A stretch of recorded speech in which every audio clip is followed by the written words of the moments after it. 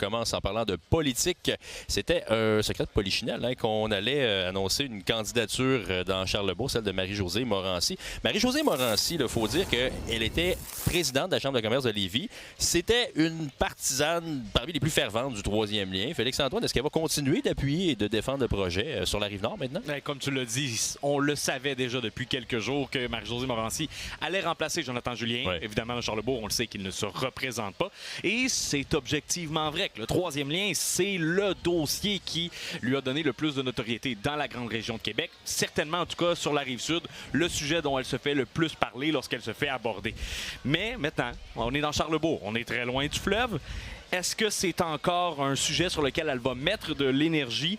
Est-ce que les gens de Charlebourg lui parlent de ça présentement? Est-ce qu'il y a de l'intérêt pour un lien rapide vers Lévis et Bellechasse? Elle ne sait pas encore parce qu'elle n'a pas commencé son porte-à-porte, mais elle est prête à mettre de l'énergie. Elle est convaincue du bien fondé économique d'un troisième lien. Le troisième lien, le lien terrible, c'est porteur de développement économique. Les mains se lèvent. Il y a plusieurs entreprises de partout à l'international et même de chez nous qui veulent faire partie de ce grand projet-là et qui voient l'importance. Et je vais écouter évidemment les gens de Charlebourg. S'ils ont besoin qu'on remartèle l'importance du lien terrible, je vais le faire. C'est un dossier que je vais continuer à suivre. Mais l'important, c'est qu'il faut retenir que là, je vais représenter les gens de Charlebourg. Alors, je vais vraiment être leur porte-parole à eux. Il y a de quoi qui me chicote quand même, parce qu'on l'a dit, elle était sur la Rive-Sud, très très connue, présidente de la Chambre de commerce. Pourquoi on prend une dame extrêmement connue sur la Rive-Sud puis on la parachute sur la Rive-Nord? Tu me permettras l'expression, c'est la question à 100 $, Jean-Simon. Honnêtement, c'est sûr que logiquement, on va présenter une candidate où elle a le plus de valeur politique. Ouais. Certainement, c'est sur la Rive-Sud. Sauf que c'est peut-être un peu plein déjà. On le sait, à Lévis, c'est Bernard Drainville. Ça, c'est réglé. Et du côté de Chute-de-la-Chaudière, il y a un questionnement encore. Là. Martine Biron n'a toujours pas dit si elle allait briguer ou non les suffrages en octobre.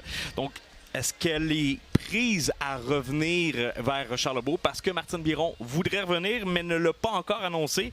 Mais c'est ce qu'on a demandé. Mme Morancy avait une valeur politique bien plus forte sur la Rive-Sud. Pourquoi pas en avoir profité? Pour moi, Mme Morancy peut mettre à contribution son expertise tant à Charlebourg qu'ailleurs dans la capitale nationale ou à Lévis ou Chaudière-Appalaches. J'ai choisi Charlebourg. Ça vient de moi. La Chaudière sera finalement pas disponible. Écoutez, on parle de Charlebourg aujourd'hui.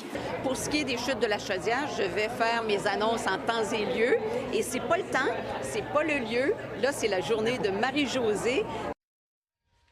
Il faut le dire, Martine Biron, c'est pas mal une des dernières élues de la Coalition de Québec qui n'a toujours pas fait savoir de quoi son avenir serait fait. Merci beaucoup, Félix-Antoine. Au plaisir, Jean-Simon.